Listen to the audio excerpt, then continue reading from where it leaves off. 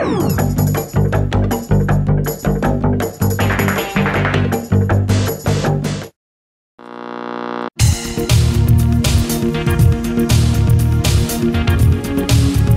JJ Thompson with Rook, and we're here today to talk about options for zoned architectures in a healthcare environment.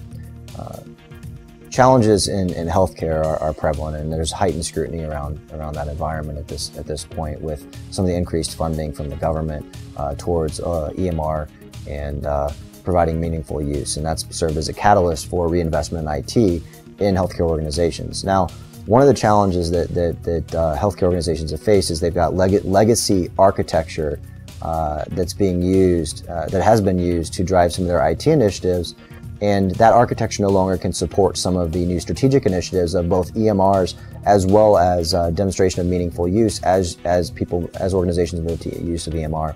Now, some of these challenges come from clinical systems, and one of those elements that I want to talk about in this segment has to do with using a zoned approach to creating buckets around clinical systems that can be managed in certain ways. Now, because of FDA requirements, some clinical systems can be touched only in certain ways. Others can't be touched at all. There are some that let's say fit into clinical zone 1 that would have certain parameters such as do not touch anything on this system whatsoever, not one parameter, don't do anything. Those are going to need a whole different set of security controls than a clinical system that, for example, is approved to be baselined by your internal IT organization and only apply, for example, version 5 of an antivirus program. Others may be able to do that, plus have patches applied for the OS and have the latest version of the antivirus applied to it, because that vendor is more proactive with maintaining FDA compliance and has taken a proactive stance with their 501(k) submission forms, etc.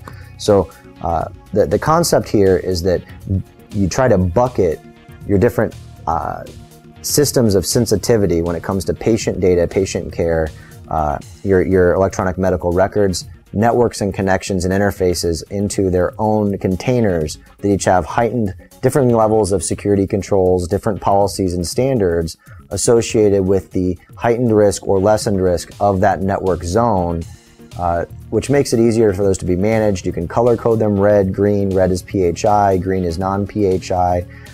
You can come up with all kinds of different creative ways to extrapolate off of that, not only in the digital environment, but even on boxes of patient records that could have stickers or RFID tags on them that help denote that those are set up a certain way. Oftentimes you already have patient telemetry systems in your hospital, so you're able to track data as it's moved around in physical, printable form. There's a lot of options there, but if you consider a zoned approach, it can help you simplify that environment.